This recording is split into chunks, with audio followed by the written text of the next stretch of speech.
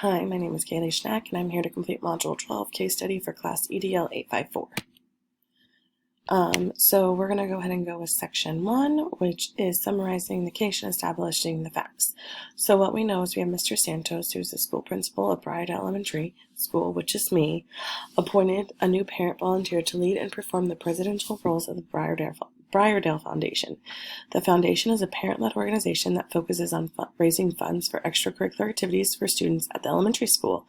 Such activities such as learning a new language, music, hands-on activities, things to that nature. Mr. Burley is a Harvard graduate and has been hired and is eager to strive to raise the most funds ever set by a parent organization within the district. He decides to sell raffle tickets to allow for a cash winner. Once this is approved by Mr. Santos, the tickets begin to start selling. On the night of the raffle, the first ticket was being drawn, and the sheriff came to arrest Mr. Barley due to his part in the raffle ticket process. The sheriff was tipped off by an anonymous individual. Mr. Barley was charged with a misdemeanor and is placed on probation. Mr. Santos became embarrassed because the whole story made the front newspaper, and he was left with a negative media frenzy for the foundation of Briardale. So when did this happen? It did not specifically say what time it happened, but it's the current school year, and I'm assuming in the fall because that's when a new president was appointed, and the whole arrest happened the night of the raffle when after the tickets had been sold. And this occurred at Briardale Elementary, which is the center of the town with a population of 600 students. Who are we talking about? We're talking about Carl Santos, and he is the principal of the school and has funds for a foundation to get supplementary curriculum programs. The school does the basic curriculum, and he wants to do the extra. And he has agreed to let a parent run the foundation, and he gave Mr. Barley the orientation for his new position for the foundation, and he has no idea that Mr. Barley is going to be arrested the night of the raffle. Mr. Barley is new to the community. He's a leader of the foundation. He's a Harvard graduate, and he was set to raise money for the curriculum programs. He has an idea for a fundraiser and wants to sell raffle tickets in exchange for cash prizes, but he is arrested and convicted of a misdemeanor the night of the raffle for his role in the event. We also have Mr. Morley, who is Mr. Barley's former fraternity brother, who served as president of the foundation at another elementary school within the district. He defeated Mr. Barley in the class presidential race at Harvard and is unknowingly motivated by him. We have an unknown tipster who is not identified, who tipped off the local sheriff to inform of the raffle event that was occurring at Briardale, and it was something that no one else knew. And then we have the lead teachers who lead the school site curriculum committee, and they are always looking for suggestions made by the foundation, and they supported the raffle. So looking at legal and ethical issues, has anybody been harmed by the decision or action, and if so, why? In what way? So Mr. Santos is embarrassed because he had let the raffle take place, and now his whole foundation is left in a humiliation of no funds and an arrest being made, and the community kind of just baffled at him. The Briardale Foundation has bad marks and no money. The students and staff, they aren't getting any funds, and so they're not getting extracurricular support. And the community is kind of probably embarrassed for participating in this fundraiser, and now they have to be compensated their funds back that they originally donated. Is there a breach of contract, and is there any discriminatory or constituted harassment?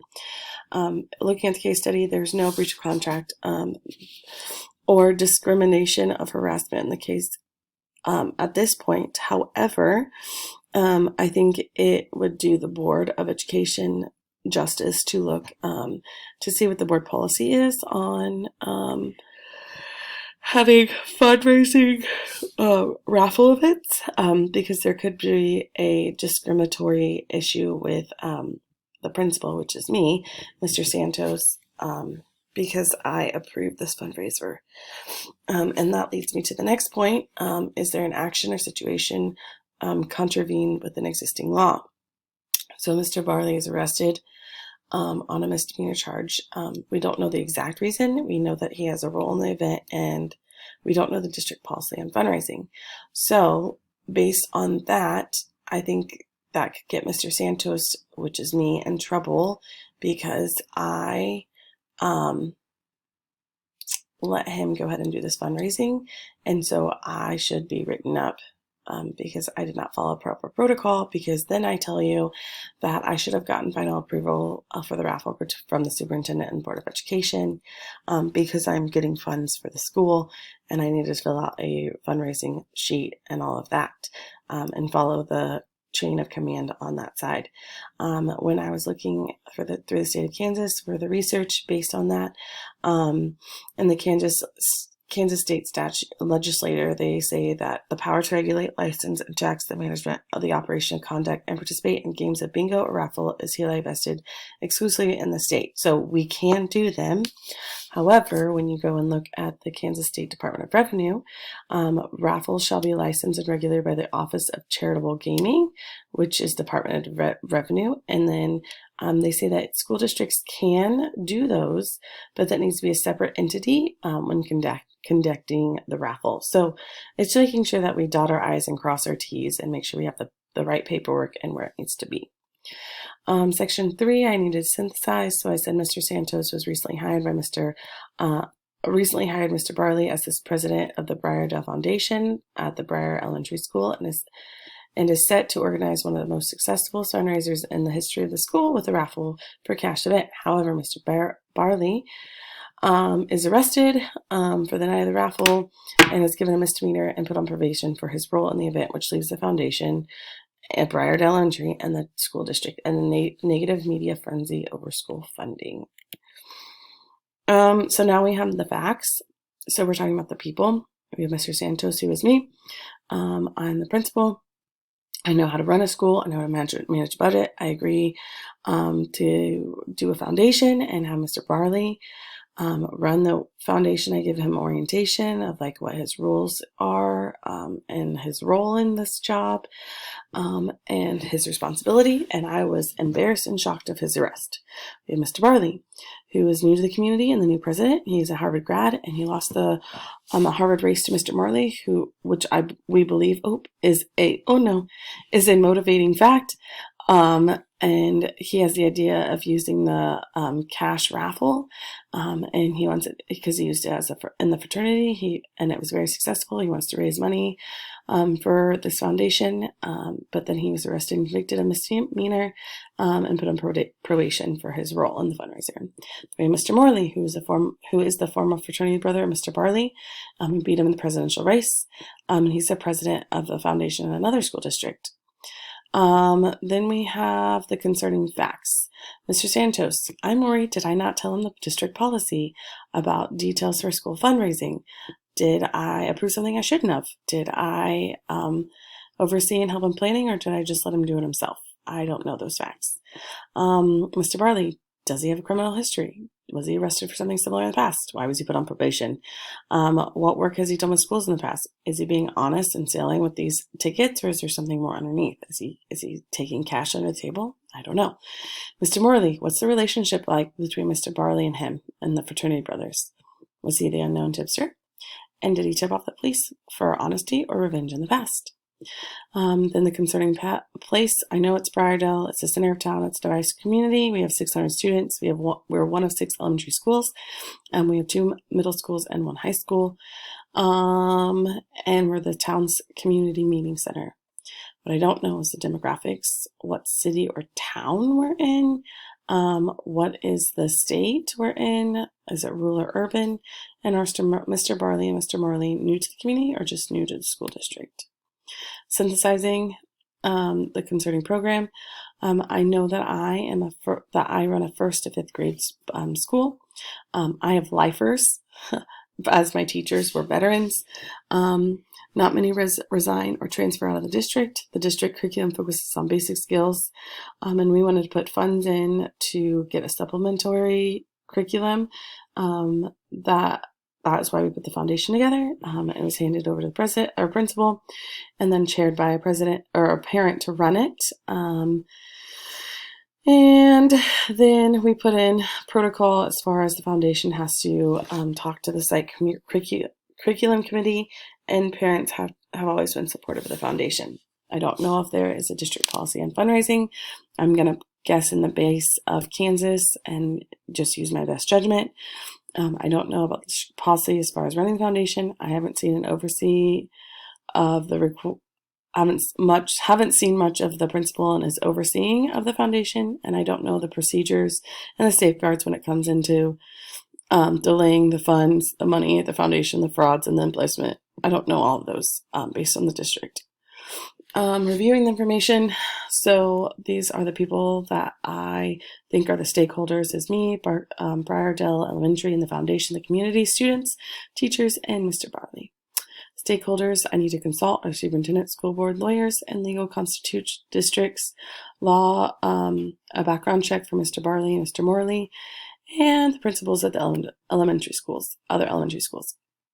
Reviewing, can I learn more from the situation? Yes, there's just some like iffies that I don't know as far as the unknowns. I want to know the relationship between Mr. Barley and Mr. Morley. I want to know Mr. Barley's background and experience with money, and I want to know the district policy for fundraising and general financial guideline rules.